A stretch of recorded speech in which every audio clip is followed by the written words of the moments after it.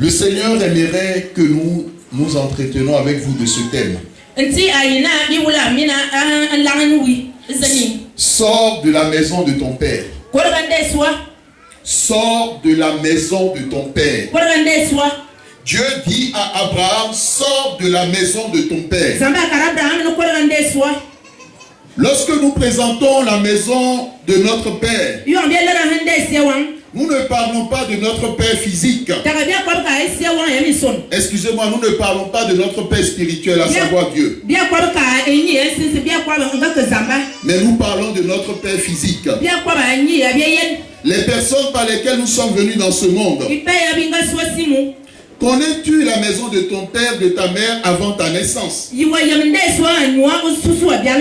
Après ta naissance et durant le temps que tu y as passé. Dans le texte de Genèse 12:1, nous comprenons que nous devons, en dehors du fait de quitter le monde,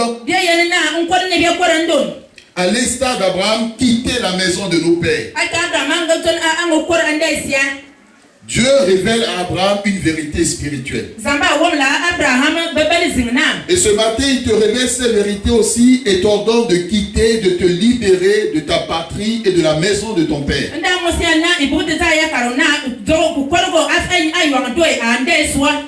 En effet, toute famille chrétienne, avant d'obtenir la nationalité de Dieu,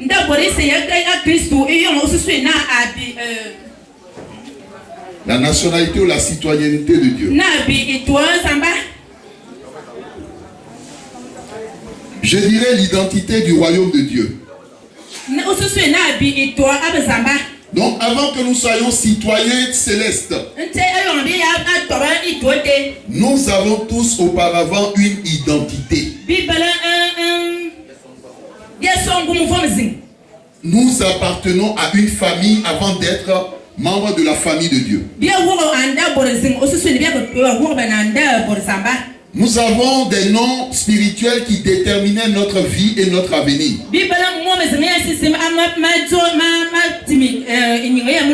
Et lors du séminaire, nous avions parlé des noms qui sont synonymes de malheur dans la vie des enfants de Dieu. Et nous avons demandé à ces derniers, si leur nom est synonyme de malheur, de demander à Dieu de racheter leur nom.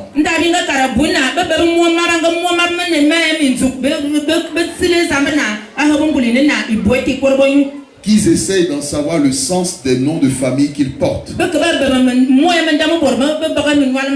Le sens des prénoms. Il n'est pas possible qu'un enfant de Dieu donne à son enfant Judas ou le nom de Judas. Parce que la Bible dit que cette personne est maudite pour toujours. Amen. Amen. Bien-aimé, l'apôtre Paul, avant qu'il ne puisse entrer dans la ville d'Éphèse,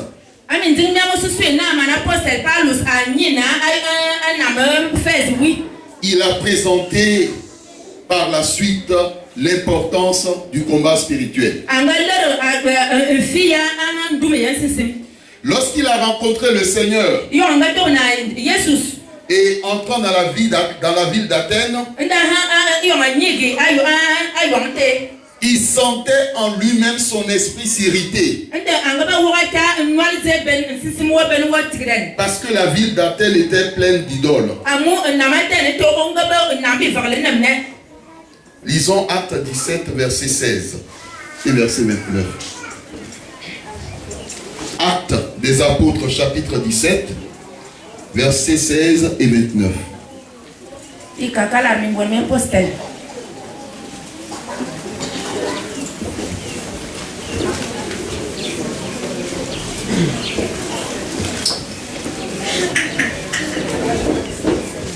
Acte 17, à partir du verset 16, il est écrit, je lis au nom de Jésus. Lisez le verset 16 et ensuite le verset 29. Merci. Comme Paul les attendait à Athènes, il sentait au-dessus de lui son esprit s'irriter à la vue de cette ville pleine d'idoles. Au verset 29, il est écrit: Ainsi donc, Étant de la race de Dieu, nous ne devons pas croire que la divinité soit semblable à de l'or, à de l'argent ou à de la pierre, sculptée par l'art et l'industrie de l'homme. Amen. Amen. Bien-aimés, dans chaque contrée, rue, l'apôtre Paul ne rencontrait que des idoles à Athènes. Comprenons que tout pays, toute patrie et toute famille, avant la réception de l'évangile, s'est tourné vers les idoles. Tes ancêtres se sont tournés vers les idoles. Et certaines personnes plus récentes, leurs grands-parents se sont tournés vers les idoles. Parce qu'ils recherchaient la protection.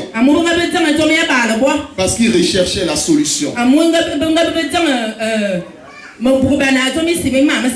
Donc la solution à leurs problèmes. Et nous avions donné le témoignage de cette famille où les grands-parents ont confié leurs enfants à une idole.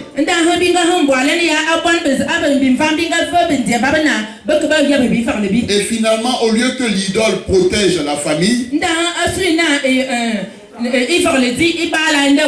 cette idole a passé son temps à éliminer cette famille au point qu'il ne restait uniquement que la fille.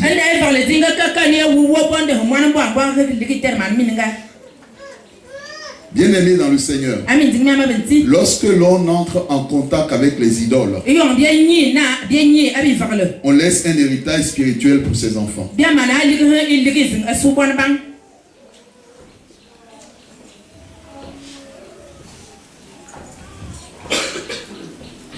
Mon frère, ma soeur, la parole de Dieu t'annonce que les idoles, quelles que soient leurs images, sont au fait des démons, des puissances sataniques. Parce que l'Écriture nous dit que quiconque sacrifie aux idoles sacrifie à des démons.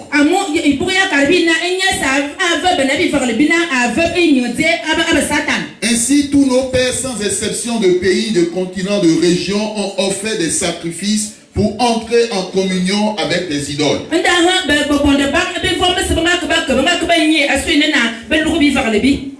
Certains, parce que nos ancêtres avaient des problèmes de santé, ils sont allés voir des idoles.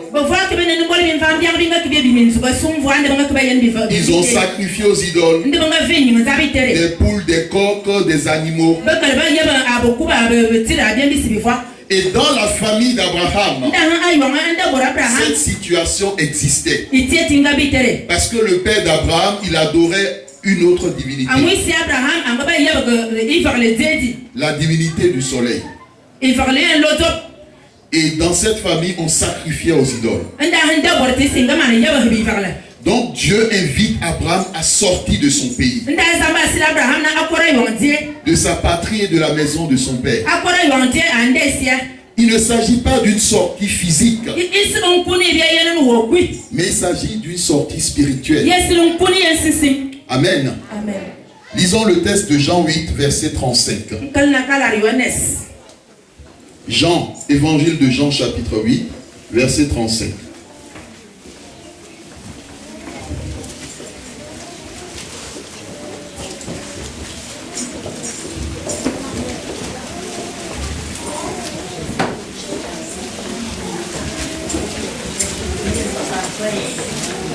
Jean chapitre 8 verset 35.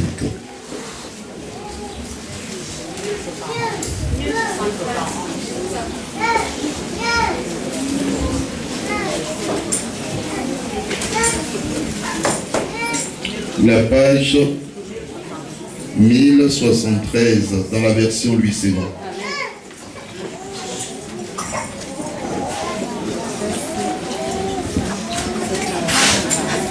Jean chapitre 8 verset 35. Jean chapitre 8 verset 35. 35 ou 37. Jean chapitre 8 verset 35. Jean chapitre 8 verset 35, il est écrit: Or, l'esclavage ne demeure pas toujours dans la maison. L'esclave ne demeure pas toujours dans la maison. Le Fils y demeure toujours. Amen. Amen. L'esclave ne demeure pas toujours dans la maison, mais le fils y demeure toujours. Bien-aimé, lorsque tu es fils d'un homme et d'une femme, spirituellement, tu demeures toujours dans cette maison. Même lorsque tu vas vivre à des distances de kilomètres de la maison paternelle. Spirituellement, tu es toujours attaché à cette maison. Tu es toujours attaché à la maison de ton père. Et si ton père ou tes grands-parents servaient des idoles, tu es toujours attaché à ces idoles. L'apôtre Paul nous demande à 1 Corinthiens 10, 14 de fuir l'idolâtrie. Parce que cela n'est pas source de bénédiction. Bien-aimés, tous nos pères voient certains parents ou certains mères ont rendu esclaves leurs enfants des démons qui sont derrière ces idoles.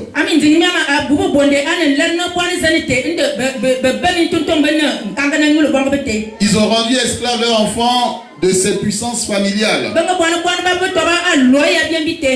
Ainsi, on peut te poser la question, sais-tu que tu es esclave de ce que tes parents ont semé? Bien aimé, c'est une donnée complexe. Une donnée difficile. Si le Seigneur ne t'ouvre pas ton oreille et ta compréhension spirituelle. Parce que toute communion avec des puissances entraîne des dégâts et la malédiction dans la vie des enfants de Dieu. Donc les enfants de Dieu sont sortis du monde. Mais ils ne sont pas encore sortis de leur pays et de la maison de leur père. Conséquence, même ayant quitté leur pays, ils se retrouvent dans leur rêve dans ce pays. Ils se voient dans des endroits qu'ils ont fréquentés. Certains se voient même étant enfants dans la maison de leur père. Comme s'ils y vivaient encore. Cela n'est pas normal. Parce que lorsque tu quittes ton père et tu vas habiter ailleurs, normalement, si tu dois avoir des rêves, ces rêves doivent concerner le pays où tu habites désormais. Ces rêves doivent concerner ta situation présente. Mais comment se fait-il que dans tes rêves, tu te vois encore dans la maison familiale? Quelquefois avec des personnes que tu connais. Et d'autres se voient même avec le grand-père qui ne vit plus. Qu'est-ce qu'une personne morte vient chercher dans ton rêve? Il y a un problème. Tu n'es pas encore sorti de la maison de ton père. C'est parce que tu n'es pas encore sorti que tu t'y vois souvent. C'est parce que tu n'es pas encore sorti de ton quartier que souvent dans tes rêves tu te vois toujours dans ce quartier. Malgré que tu as déménagé. Il y a des personnes qui vivent en Europe. Et la majorité de leurs rêves ne concernent pas l'Europe. Mais concernant la maison du village. Concerne l'oncle du village. Concerne